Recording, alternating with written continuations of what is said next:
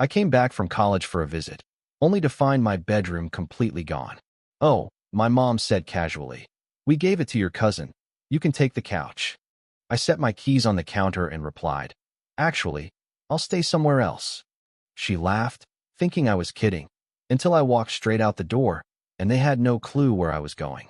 Imagine walking into your childhood home, buzzing with the warmth of Thanksgiving, only to discover your parents had erased every trace of you, handed your entire life over to someone else, and then called you the dramatic, selfish one for being heartbroken. That's exactly what happened to me, and it shattered everything I thought I knew about my family. I'm Otis, I'm 21, a sophomore at the University of Michigan, and I never expected a simple Thanksgiving break to change everything. I just wrapped up a brutal week of classes and made the 3-hour drive home, dreaming of crashing in my own bed. You know that feeling, right? That sense of relief when you finally walk through your front door? Well, for me, that feeling lasted about 3 seconds. I dropped my duffel bag, my keys still clutched in my hand, and headed straight for my room. The door opened, and my world tilted. The deep blue walls I'd chosen when I was 12? Gone. Repainted a cold, impersonal gray. My twin bed, my baseball trophies, my desk with its goofy middle school stickers? Vanished. Replaced by a queen-sized bed, a huge TV, a gaming console. This wasn't my room. This was someone else's. My mom appeared from the kitchen, wiping her hands on a dish towel, her voice painfully casual. "Oh," she said, like she'd just remembered some trivial detail. "We gave it to your cousin. You can sleep on the couch." I just stood there, stunned, keys still dangling from my hand. My mind was reeling. What did she just say? I managed to toss my keys onto the counter with a clatter. Actually, I heard myself say, my voice a lot calmer than I felt, "I'll sleep somewhere else." She thought I was joking. She really did. Until I turned around and walked right back out that door. If you've ever felt like an outsider in your own home, drop a comment below and let me know. And please hit that like and subscribe button, because this is just the beginning of my family saga. See, I grew up in a modest 3-bedroom house in suburban Detroit. We weren't rich, but we were comfortable. My dad, Robert, was a sales manager at a car dealership, and my mom, Linda, an administrative assistant at an elementary school. My sister, Megan, is 2 years younger, still in high school. We were, by all accounts, a normal middle-class family. For most of my childhood, I genuinely thought I had a great relationship with my parents. They came to my baseball games, parent-teacher conferences, and we always had dinner together. But looking back now, I can see the cracks were always there. As a kid, though, you just accept your family for what it is. You don't question it. You just think, this is how families work. Getting into the University of Michigan was a dream. I'd worked my butt off in high school, 3.8 GPA, varsity baseball, working weekends at the grocery store. My parents always preached about education, so I thought they'd be thrilled. And they were, for a minute.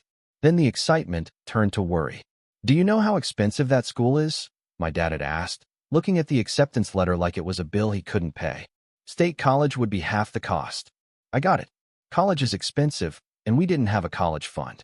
So, I took out loans, applied for every scholarship under the sun, and kept working. 20 hours a week at the campus bookstore, on top of a full course load. Summers, I did construction, anything to ease the financial burden. But every time money came up, there was this undercurrent of resentment. "We had to cut back on our vacation this year," my mom would sigh, as if my tuition personally canceled their annual Florida trip. Never mind, they still went, just for 5 days instead of 7. The first real sign that things were changing at home hit during my freshman year spring break. I noticed small things in my bedroom. My desk rearranged, some books missing. When I asked, my mom casually said my cousin Jake sometimes used my room when he visited. Jake, 19, my mom's sister Debbie's son, dropped out of community college, finding himself ever since. In family talk, that meant working sporadic jobs before quitting, playing video games, and relying on relatives. "He's going through a rough patch," my mom's standard explanation whenever Jake screwed up or needed money. I never understood why they excused him while holding me to such a higher standard. That freshman year, Jake apparently hit a really rough patch. After an argument with his mom, he needed a place to stay. My parents offered our house, specifically my room, since I was away. "It's just until he gets on his feet," my dad explained over the phone. "He's family, Otis. We helped family. I didn't argue. I was only home for holidays and summer anyway, and he was supposed to be gone by summer. Except, when summer came, Jake had a new excuse for why he needed to stay. So, I spent 3 months sleeping on an air mattress in our unfinished basement. It was hot, uncomfortable, and I could hear every footstep from above. But I tried to be understanding. Family helps family, right? My bedroom had always been my sanctuary. Those deep blue walls, my baseball trophies, the signed baseballs from Detroit Tigers games with my dad, the middle school stickers on my desk.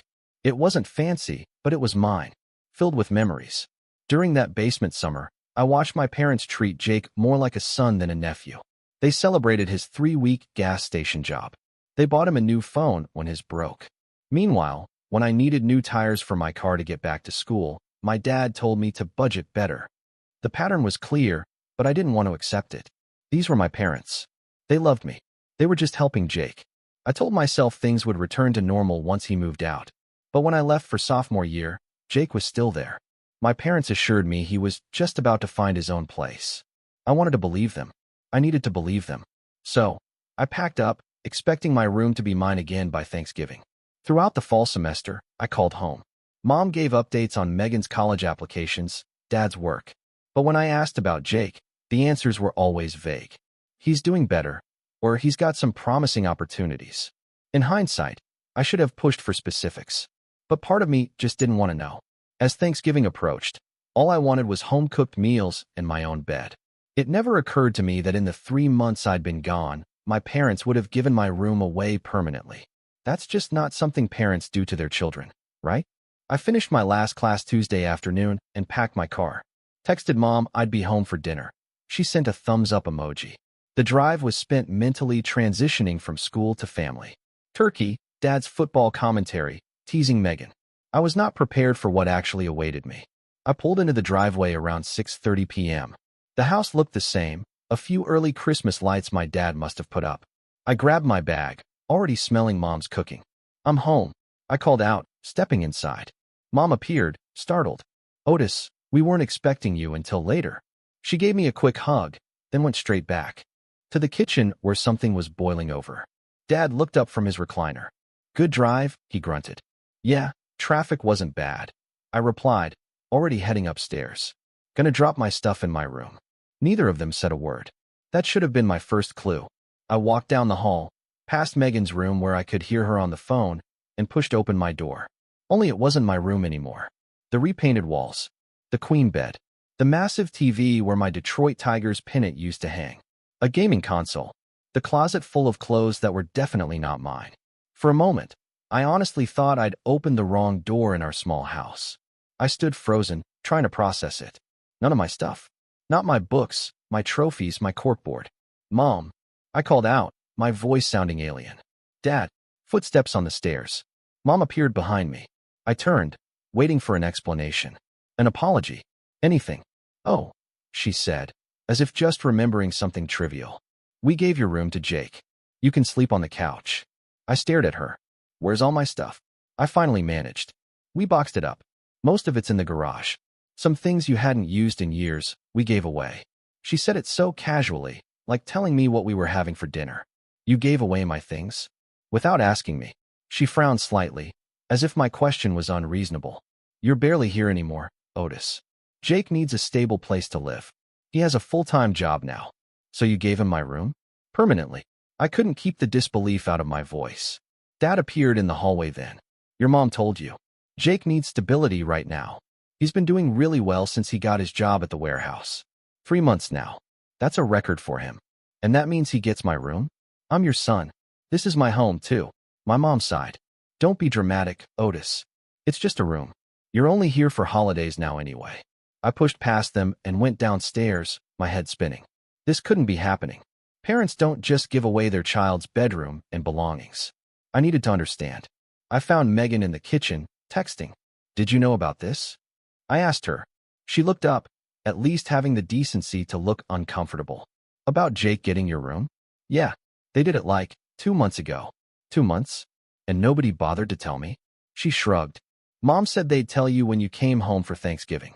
Guess they just did. This wasn't a spur-of-the-moment thing. They planned this. Jake's job is close by, Megan offered, as if that explained everything. And Aunt Debbie's been pressuring Mom to help him out more. Before I could respond, the front door opened. Jake. He'd grown a patchy beard, was wearing a new leather jacket. Hey, college boy's home, he smirked. How's the fancy education going? I ignored his question.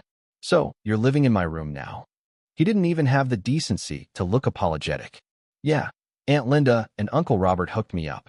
It's a sweet setup. Got my own TV and everything. That was my room. Well, you're not using it most of the year, are you? Seems like a waste to leave it empty. He brushed past me, opened the fridge, and grabbed a beer like he owned the place.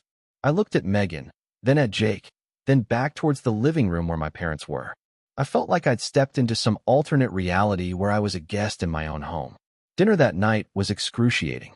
My mom had made lasagna, not the traditional Thanksgiving meal.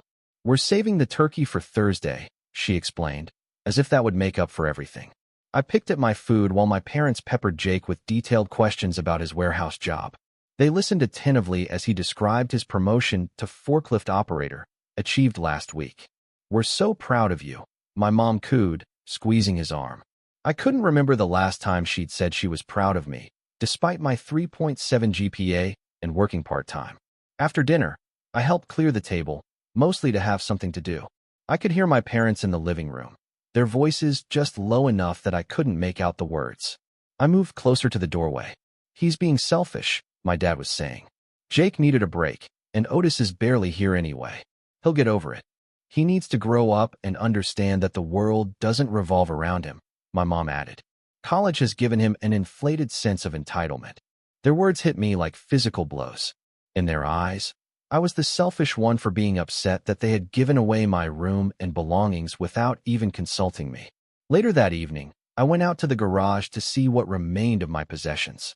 3 cardboard boxes, labeled Otis, stacked in the corner behind the lawnmower. I opened the first to find books and papers haphazardly thrown together. My baseball trophies were in the second, several of them broken. The third box held random items from my desk, but many things were missing. My collection of signed baseballs? Nowhere. The vintage Tigers jersey my grandfather gave me before he died? Gone. The framed photo of my high school baseball team after we won the state championship? Not there. When I asked my mom about these items, she vaguely recalled giving some sports memorabilia to my younger cousins because they would get more use out of it than you would. The jersey from my grandfather? She claimed not to remember it at all. It must be somewhere, she said dismissively, already turning her attention back to the TV show she was watching with Jake. That night, I lay on the living room couch, unable to sleep. The couch was too short for my 6-foot frame, and every time I started to drift off, someone came through for a drink. Around midnight, Jake came downstairs and turned on the TV, apparently not caring that I was trying to sleep. As I lay there in the dark, listening to Jake laugh at some late-night comedy show, I realized this wasn't just about a bedroom. This was about respect, about being valued. And clearly, in this house, I was no longer a priority. By Wednesday morning, the day before Thanksgiving, I had barely slept. My back ached, my mind raced. I got up before anyone else and went for a long run. The familiar streets offered no comfort, only emphasized how foreign my own home had become. When I returned, the house was bustling with preparations. Mom was in the kitchen, already on pies. Dad and Jake were in the garage, organizing for family arrivals. Can you run to the store for me? Mom asked, without looking up. We need more butter and heavy cream. I showered, pulled on fresh clothes, and drove to the crowded grocery store. As I waited in line, my phone buzzed. A text from my friend Marcus. Hey man, you back in town? Want to meet up before the family madness tomorrow? Marcus and I had been friends since elementary school, and his family lived just a few blocks away. The thought of seeing a friendly face lifted my spirits slightly. Definitely, I texted back. Need to escape my house for a while. Coffee at Joe's in an hour. He replied with a thumbs up, and I felt a small sense of relief. At least someone in this town was happy to see me. I dropped off the groceries, told Mom I was meeting Marcus, and left before she could assign me another errand. Joe's Coffee was our old high school hangout. Walking in felt like stepping back in time, and for a moment, I could pretend things were normal. Marcus was already there, 2 coffees on the table. So, how's Michigan treating you, he asked. Still loving the business program? Yeah, classes are good. Tough, but interesting. I hesitated, then added, "Home is weird though." "Weird how?" I told him everything. About coming home, the transformed room, my belongings gone, sleeping on the couch while Jake got the VIP treatment. Marcus listened, his expression growing increasingly concerned. "That's messed up, man," he said when I finished. "They didn't even call to warn you?" "Nope, just surprised me." "You don't have a bedroom anymore. What are you going to do?" I shrugged. "What can I do? It's their house." "Yeah, but you're their son. That counts for something." Did it though? I wasn't so sure anymore. When I returned home, more relatives had arrived. Aunt Debbie and Uncle Phil, Jake's parents, were in the living room with my parents. My mom's other sister, Aunt Carol, and her husband were there too, along with their kids. The house felt crowded and loud. "There he is," Aunt Debbie exclaimed when she saw me. "The college boy. How's university life treating you?" I gave non-committal answers to their questions, not wanting to engage. I noticed how Aunt Debbie kept mentioning how proud she was of Jake for really turning things around with his warehouse job. "And your parents have been so wonderful," she gushed, "taking him in, giving him a stable home environment. It's made such a difference." I glanced at my mom, who was beaming with pride, as if she'd done some charitable work by giving away my room. My dad nodded along, oblivious. "Where are you sleeping while you're home?" Aunt Carol asked me. Before I could answer, my mom jumped in. "He's on the couch. It's just for a few days." "The couch?" Aunt Carol looked confused. "But where's your room?" "We gave it to Jake," my mom explained, as if this was the most natural thing in the world. "Otis is only home for holidays now, and Jake needed a permanent space." "Oh." Aunt Carol looked uncomfortable for a moment, then nodded. "Well, I suppose that makes sense." No one asked how I felt. No one seemed to think it was strange. The final straw came later that evening. Everyone was gathered in the living room, which also happened to be my current bedroom. The TV was blaring, people were talking loudly, and I was trying to find a quiet corner to finish a paper. "Otis," my mom called from across the room. "Can you help set up the extra tables for tomorrow?" I set aside my laptop and spent the next hour rearranging furniture. When I returned, Jake was sitting in the spot I'd vacated, using my laptop. "What are you doing?" I asked, trying to keep my voice level. "Just checking something," he replied, without looking up. "Your password was easy to guess, by the way. Same one you've used since high school." I snatched my laptop back, anger boiling. "Don't touch my stuff." "Geez, chill out." Jake rolled his eyes. "It's just a computer." "Is there a problem?" my dad asked, coming into the room. "Jake was using my laptop without permission," I said. My dad frowned. "He was just borrowing it for a minute, Otis. No need to overreact." "Overreact?" "He broke into my password-protected laptop." "Maybe if you weren't so secretive about everything," my dad suggested, his tone implying I was being unreasonable. I closed my laptop and walked away, not trusting myself to respond. I went to the kitchen, where Mom and my aunts were preparing food. "Do you know where my Tigers jersey is?" I asked my mom. "The one Grandpa gave me before he died." She barely looked up. "I think we gave that to Jake. He's a big baseball fan now, and you never wear it." I stared at her, speechless. That jersey was one of the few things I had from my grandfather, a keepsake I'd treasured for years. "You gave away Grandpa's jersey?" "Without even asking me. It was just sitting in your closet," she replied defensively. "Jake actually appreciates it." I left the kitchen before I said something I'd regret. In the hallway, I overheard my father talking to Uncle Phil. "College has changed him," Dad was saying. "He comes home with all these expectations, like we're supposed to keep his room as a shrine or something. He needs to understand the real world doesn't work that way. Kids today don't understand sacrifice." Uncle Phil agreed. "They think everything should be handed to them." I'd worked 20 hours a week while maintaining a full course load. I'd taken out loans to minimize the burden on my parents. I'd given up my room without complaint when Jake first needed a place to stay. And I was the entitled one. In that moment, something inside me broke. The illusion that my parents valued me as much as they valued Jake, or that they respected me at all, shattered completely. This wasn't a temporary situation or a misunderstanding. This was a clear message about where I stood in the family hierarchy. I walked back into the living room. Jake was wearing what looked suspiciously like my grandfather's Tigers jersey. Megan was absorbed in her phone. My parents were laughing with my aunts and uncles. No one even noticed me standing there. I made my decision. I went to the garage, gathered what remained of my possessions into my car, and returned to the house. I grabbed my keys from the counter. I'm not staying here, I announced, loud enough for everyone to hear. The room fell silent.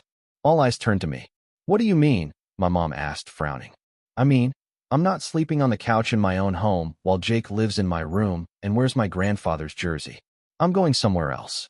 Don't be ridiculous, my dad said dismissively. Where would you go? It's Thanksgiving tomorrow. I tossed my keys on the counter with a deliberate clink. Actually, I'll sleep somewhere else. I've already packed my car. My mom laughed nervously. Otis, stop being dramatic. Of course, you're staying here. No, I said firmly. I'm not. And without another word, I walked out. The crisp November air hit my face as I closed the front door. For a moment, I stood on the porch, half expecting someone to come after me. No one did. I walked to my car, got in, and drove away from the house I'd grown up in. I had no concrete plan, just an overwhelming need to be anywhere but there. I drove aimlessly, my mind racing. Where could I go?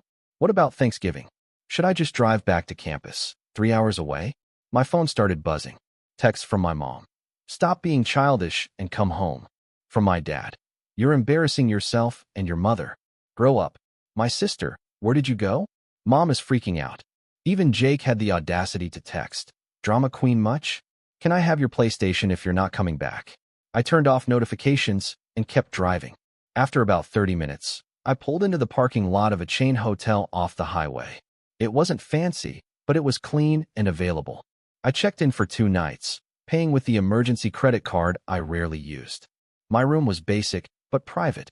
A queen bed, a desk, and, most importantly, a door I could close. I sat on the edge of the bed, suddenly exhausted. The past 24 hours crashed over me. Had I overreacted? Was I being childish? No, I decided. What they had done went beyond inconsiderate. They had erased my place in our home without a second thought. They had given away meaningful possessions that weren't theirs to give. They had made it clear that my cousin's comfort was more important than my belonging. I turned my phone back on. More messages. My parents had progressed from anger to guilt. We're worried about you. My mom texted. Please let us know you're safe. Your mother is upset, my dad wrote. Is that what you wanted? I replied with a brief message. I'm safe. I have a place to stay. I'll be in touch. Then I silenced my phone again and lay back, staring at the ceiling. What now? The answer came clearly. I reached for my phone and called Marcus. Hey. He answered on the second ring. You okay? I've been getting weird texts from Megan asking if I know where you are. I left, I told him. I couldn't stay there. Left? Where are you now? Hotel off Highway 42. There was a pause. A hotel? Dude, that's ridiculous. Hold on. I heard muffled voices as Marcus spoke to someone else. Then he came back on the line. My mom says you're coming here. We have a guest room, and you're joining us for Thanksgiving. No arguments. A lump formed in my throat. Are you sure? I don't want to impose. Impose? You're practically family. My mom's already making up the guest bed. Just get over here. 20 minutes later, I pulled into Marcus's driveway. He was waiting on the porch and helped me with my bags. His mom, Mrs. Sullivan, met us at the door. Otis, honey, she said, pulling me into a hug. Marcus told us what happened. You're staying with us as long as you need to. The Sullivans' house was smaller than my parents', but it had always felt warmer. The guest room was tiny, just a twin bed and a small dresser, but it was private and offered freely. Bathrooms down the hall, Mrs. Sullivan reminded me. Towels are in the linen closet. Make yourself at home. We're having lasagna for dinner. Should be ready in about 30 minutes. I thanked her, genuinely touched by the simple kindness of being welcomed. Marcus told us the basics, Mr. Sullivan said as we ate dinner. But I'm having trouble understanding how parents could just give away their child's room without discussion. I shrugged, embarrassed. They've always had a soft spot for Jake. He's had a rough time, and they want to help him. At your expense? Mrs. Sullivan looked genuinely perplexed. That's not right, Otis. Have they always treated you this way? Mr. Sullivan asked gently. The question made me think. Had they? There had always been small signs. Instances where my achievements were downplayed while cousins or family friends were praised for lesser accomplishments. Times when my needs were set aside for others. The room situation was just the most egregious example of a pattern that had always existed. I guess I never saw it clearly before, I admitted. That night, in the Sullivans' guest room, I slept better than I had in months. The bed was small but comfortable, and more importantly, I felt respected and welcome. Thanksgiving Day dawned bright and clear. I woke to the smell of coffee and baking. For a moment, I felt a pang of guilt about not being with my family. Then I remembered why I had left, and the guilt faded. My phone had accumulated more messages overnight. My parents had progressed from anger to concern to manipulation. "If this is about tuition, we can discuss it when you come home," my mom texted, as if my reaction could only be about money. "Your sister is very upset that you've ruined Thanksgiving," my dad wrote, attempting to shift the guilt to me. Megan's messages were more direct. "Where are you? Mom keeps asking if I know where you went. She's telling everyone you had some kind of breakdown." That last part made me pause. A breakdown? Was that the narrative they were creating, that I was mentally unstable rather than justifiably upset? Around noon, Megan showed up at the Sullivans' house. "I figured you'd be here," she said when I answered the door. "Can we talk?" We sat on the front porch, the November air crisp. "Mom and Dad are telling everyone you're having mental health issues," she informed me. "They're saying the stress of college got to you, and you snapped over nothing." "Over nothing?" "They gave away my room and my belongings without even asking me." Megan sighed. "I know. It's messed up. I told them they should have at least called you first. Would that have changed anything? Would they have reconsidered if I'd objected over the phone?" She looked away. "Probably not. They had already promised Jake he could stay as long as he wanted." We sat in silence for a moment. "Are you coming back?" she finally asked. "Not right now. The Sullivans invited me to stay for Thanksgiving. Mom's going to be upset. I'm already the villain in their story," I pointed out. "Might as well skip the uncomfortable dinner, too." Megan left after extracting a promise that I'd text her later. As I watched her drive away, I felt a strange mix of sadness and relief. Sad that my relationship with my family had deteriorated to this point, but relieved that I had drawn a line. Thanksgiving with the Sullivans was everything a family holiday should be. Delicious food, genuine conversation, and not a hint of tension. Mrs. Sullivan made sure I had seconds of everything, and Mr. Sullivan shared stories about his own college days. Marcus's younger sister, Emma, asked about my classes with genuine interest. "You're welcome to stay through the weekend," Mrs. Sullivan told me as we cleaned up, "or longer if you need to." "Thank you," I said, meaning it more than she could know. But I should probably head back to campus soon. I have assignments due after the break. The contrast between the Sullivans' generous hospitality and my own family's treatment was stark. This was how family was supposed to treat each other, with respect and consideration. That evening, I called my academic advisor, Dr. Brown, who had given us his personal number for emergencies. "I'm sorry to bother you on Thanksgiving," I began. "Not a problem, Otis. What's going on?" I explained my situation, focusing on practicalities rather than emotions. "I needed options for winter break." "You're not the first student to need alternative housing during breaks," Dr. Brown assured me. "The university keeps some dorms open for international students who can't go home. I can add you to that list for winter break." "What about costs?" I asked. "There's a fee, but we might be able to get it waived in your case." "Let me look into it." That night, I sent a text to my parents. "I'm safe and staying with friends. I'll be returning to campus after the weekend. We can talk when I'm ready." It was short but clear. I was setting a boundary, perhaps for the first time in my life. The weekend after Thanksgiving passed quickly. I stayed with the Sullivans, who treated me like another son. Mrs. Sullivan cooked huge breakfasts, and Mr. Sullivan invited me to watch football. It was a glimpse into what family support should look like. On Saturday, Marcus and I met up with other high school friends. "So, you're just not going back home at all?" asked Derek, who had been on the baseball team with me. "Not right now," I confirmed. "Maybe eventually, but things need to change first." "That's rough, man," he said sympathetically. "But I get it. My parents pulled something similar with my sister last year. Not as bad as giving away her room, but they definitely favor my younger brother." "How's she handling it?" I asked, curious how others navigated family dysfunction. "She limited contact for a while. Only sees them on major holidays. Keeps conversations superficial. It sucks, but she says it's better for her mental health." It was reassuring to hear I wasn't alone. Many of my friends had complicated relationships with their parents, though few as extreme as mine. Sunday afternoon, a text from my roommate, Ben. "Hey, heard from your sister that things are rough with your family. You okay?" I hadn't told Ben much, but we were good friends. I called him rather than trying to explain by text. "That's seriously messed up," he said after I recounted what had happened. Listen, if you need a place for winter break, my parents said you could stay with us.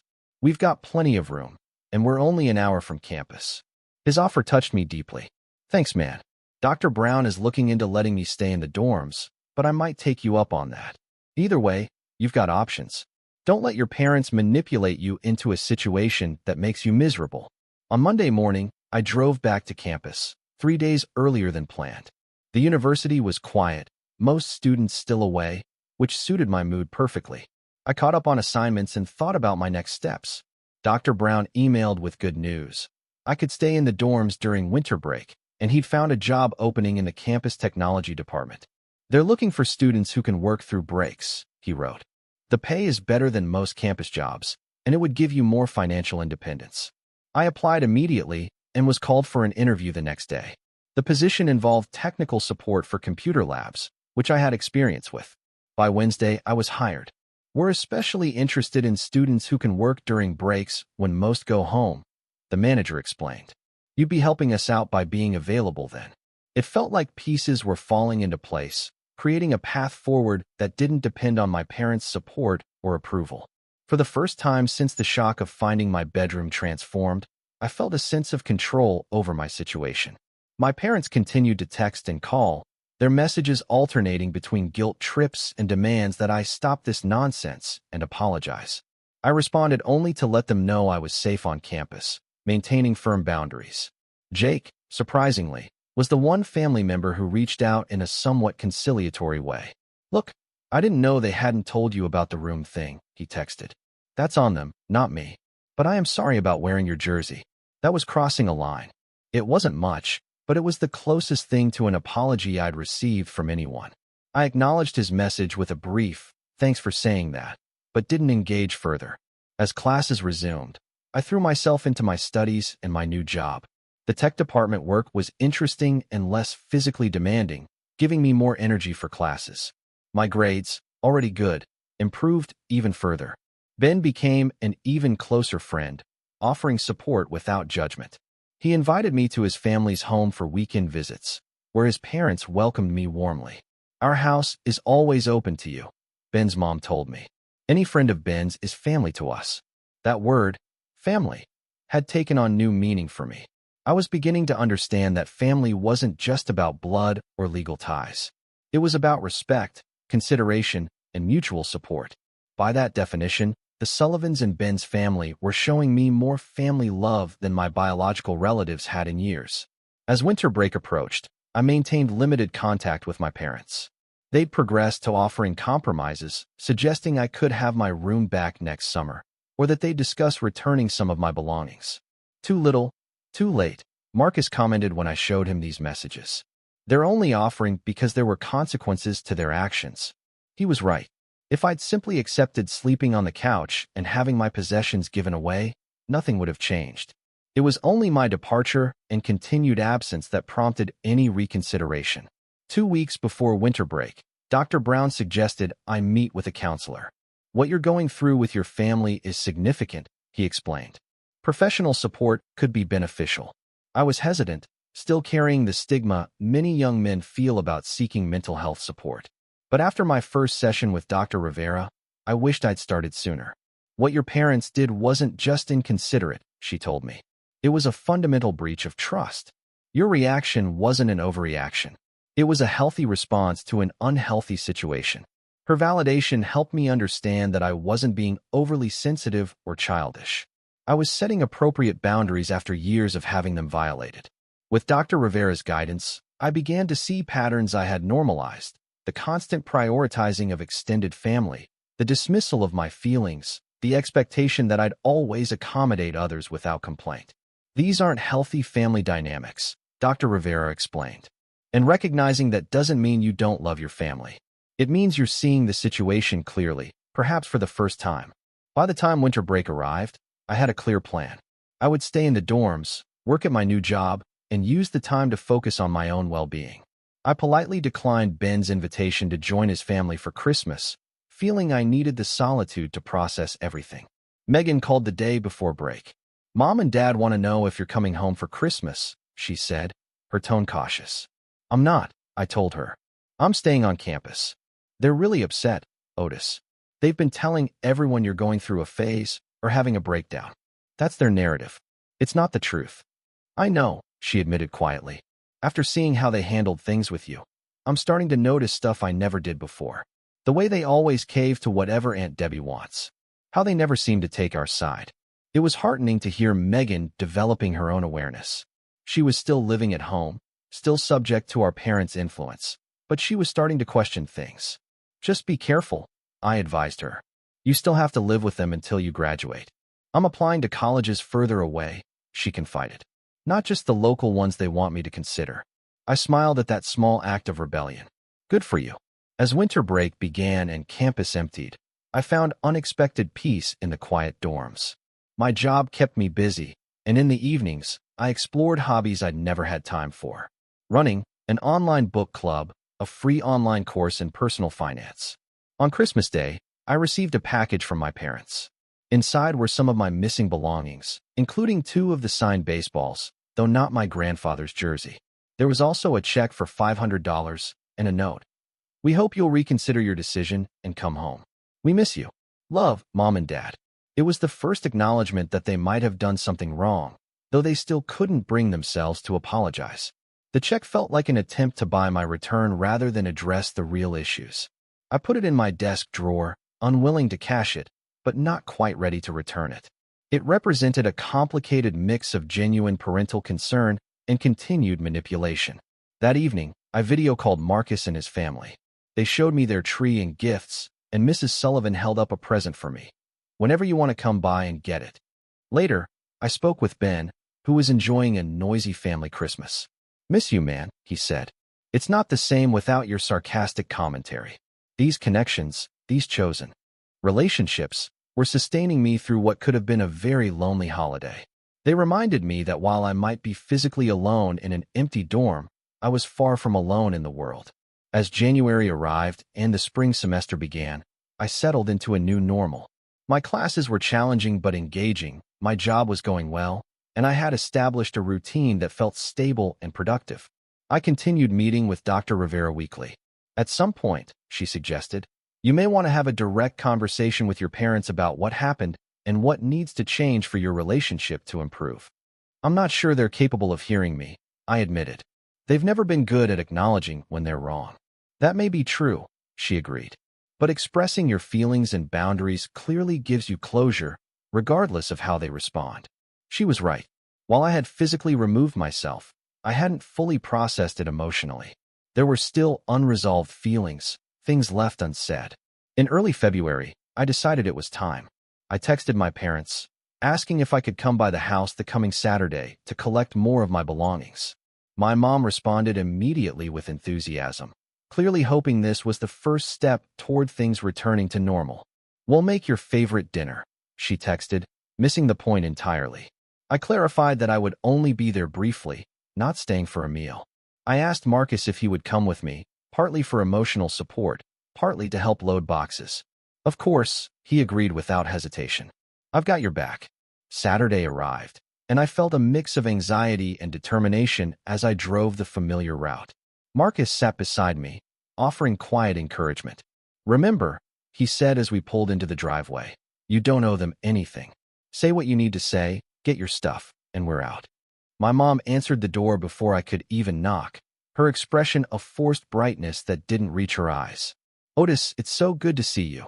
She moved as if to hug me, but I stepped back slightly, maintaining distance. Her smile faltered.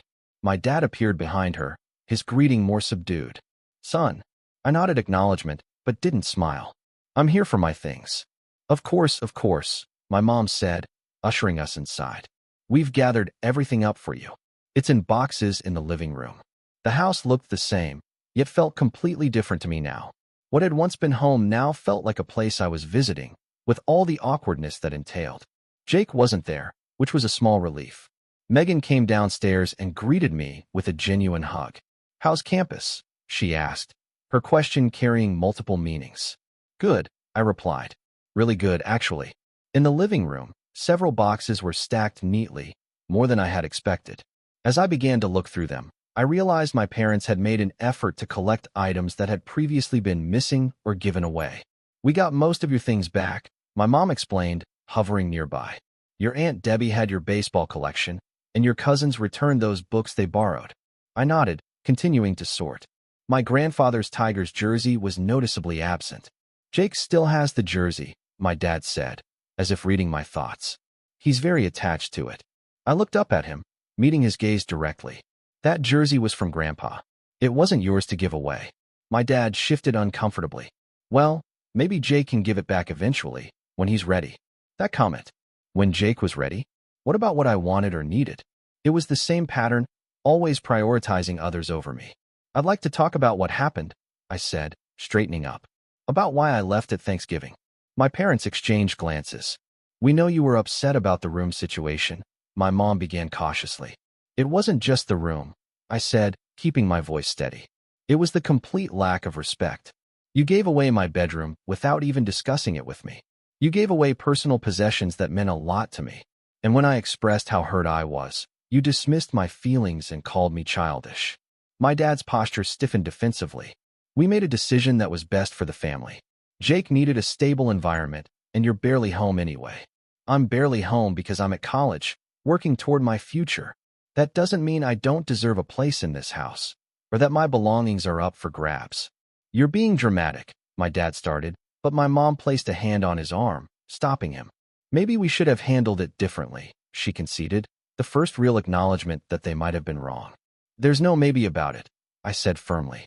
"What you did showed me where I stand in this family, and it's not where a son should stand. I've spent the past few months building a life that doesn't depend on your support, and I've realized I deserve better than what I've been getting here." My dad looked like he wanted to argue, but something in my expression must have given him pause. Megan, who had been silent, spoke up. "They've been different since you left. More careful about how they treat me. I think they realized they messed up." My mom's eyes filled with tears. "We never meant to hurt you, Otis. We love you. We just got caught up in trying to help Jake, and we didn't think about how it would affect you." "That's the problem," I said. "You didn't think about me at all. And it's not the first time. It's just the first time I couldn't ignore it or explain it away." There was a heavy silence. "What can we do?" my mom finally asked. "How do we fix this?" It was a more direct question than I expected, and it deserved a direct answer. "I need you to understand that what you did was wrong. Not just inconvenient or inconsiderate, but fundamentally disrespectful. I need acknowledgement and a genuine apology, not excuses. And I need to see real changes in how you treat me and value my place in this family before I can trust you again." My dad looked uncomfortable, but nodded slowly. "We can work on that. And I want my grandfather's jersey back," I added. "That's non-negotiable." "We'll talk to Jake," my mom promised. Marcus and I loaded the boxes into my car. As we were finishing, my mom approached me again. "Will you come for dinner sometime?" she asked hesitantly. "We miss you." I considered her request. "Not right now. I need time. But maybe eventually, when things feel different."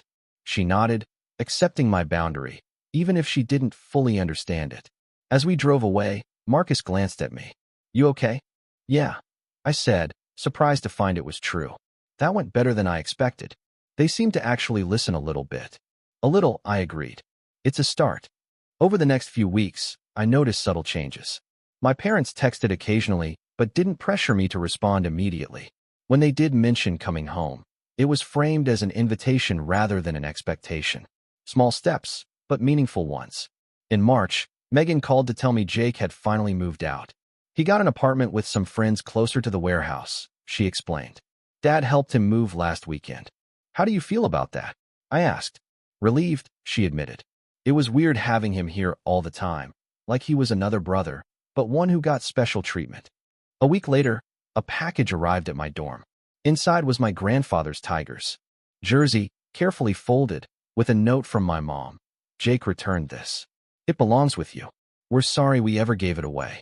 It wasn't a complete resolution, but it was a tangible acknowledgement of the harm they had caused.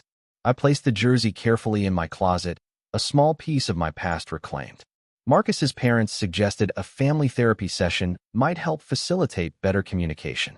I was hesitant, but after discussing it with Dr. Rivera, I agreed. Having a neutral third party can prevent old patterns from taking over the conversation, she explained. I proposed the idea to my parents, expecting resistance, especially from my dad. To my surprise, they agreed readily. "We'll do whatever it takes," my mom said.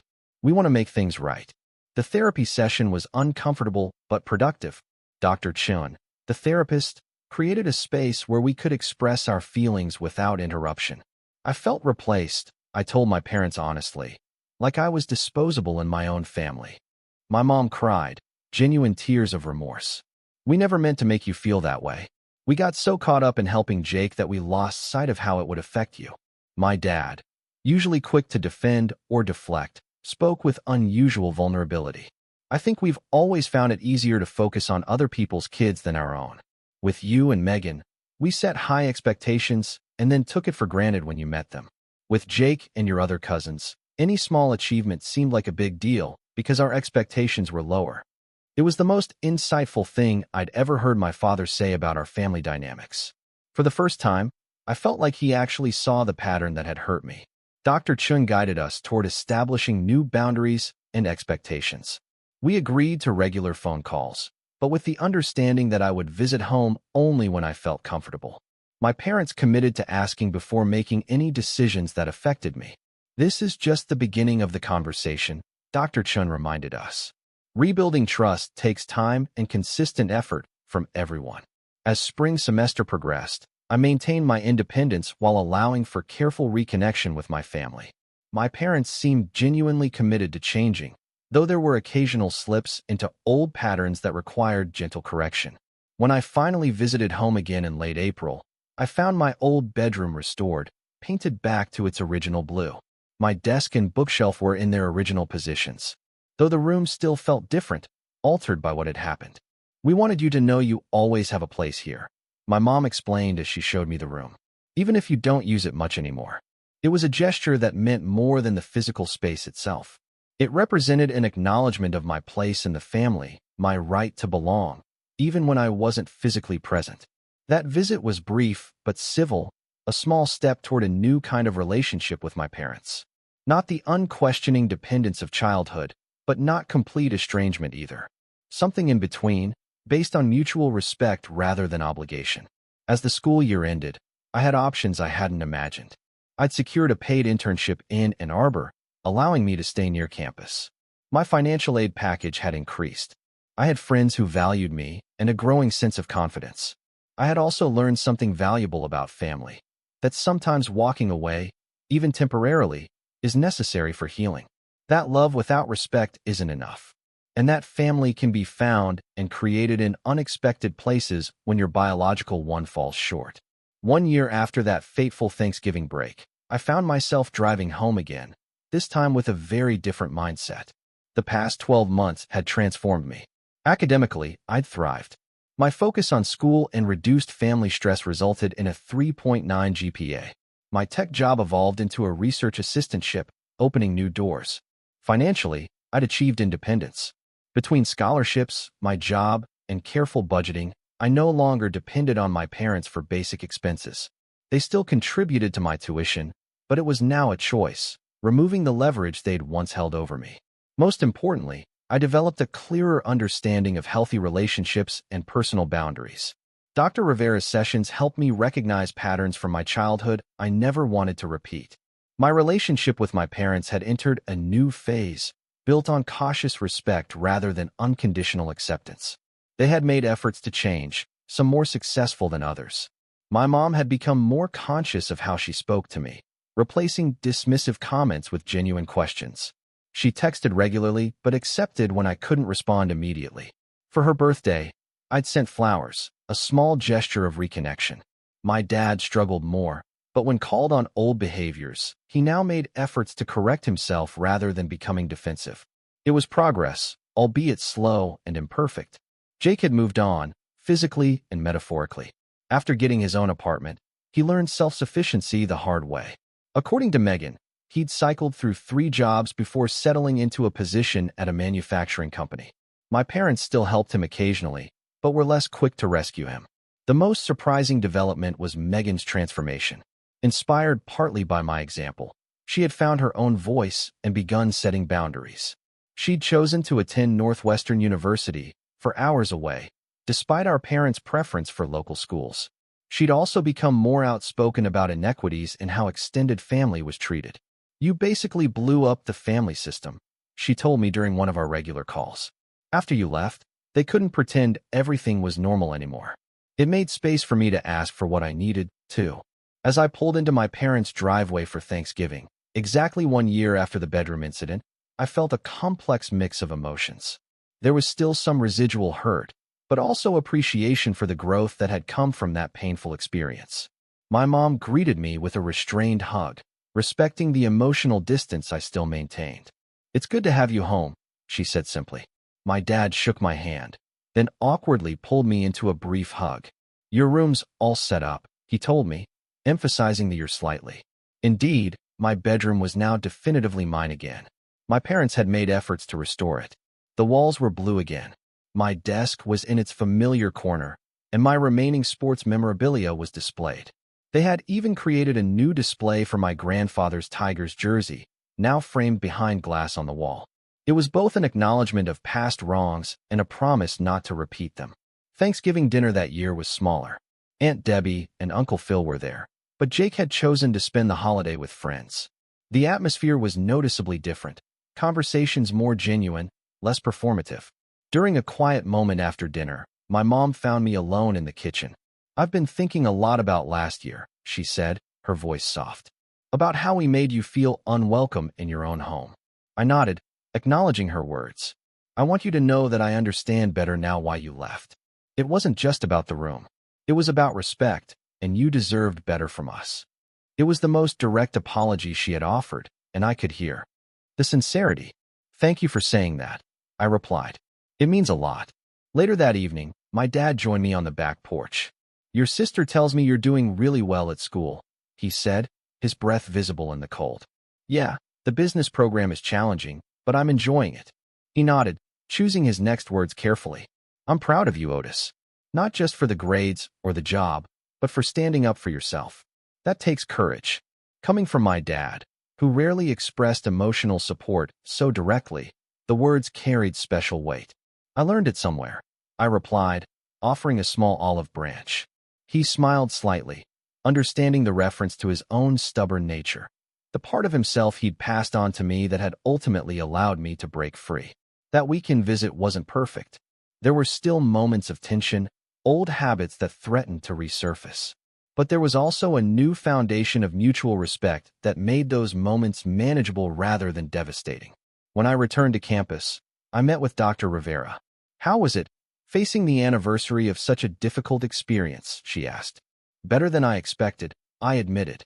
"They've changed. Not completely, but enough that I can see they're trying." "And how have you changed over this past year?" The question made me pause. "I trust myself more," I finally said. "I know what I need in relationships now, and I'm not afraid to ask for it. I understand that love without respect isn't really love at all." She nodded approvingly. "That's significant growth, Otis. Many people never learn that lesson." As winter break approached, I had options that would have seemed impossible a year earlier. Ben invited me to join his family. Marcus's parents extended a similar invitation, and my own parents had asked, without pressure, if I would consider spending Christmas at home.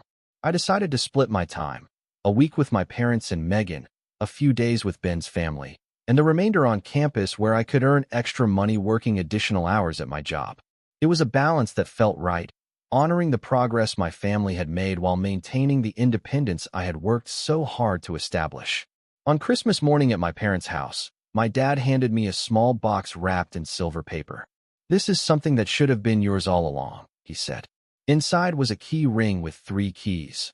One to the front door, one to the back door, and one to my bedroom door, newly installed. "Your room will always be your room," he said, "with a lock so no one else can use it without your permission. Ever." It was a tangible symbol of the respect I had demanded and finally received. Not just access to the house, but guaranteed private space within it, protected by a boundary only I could open. "Thank you," I said, genuinely moved.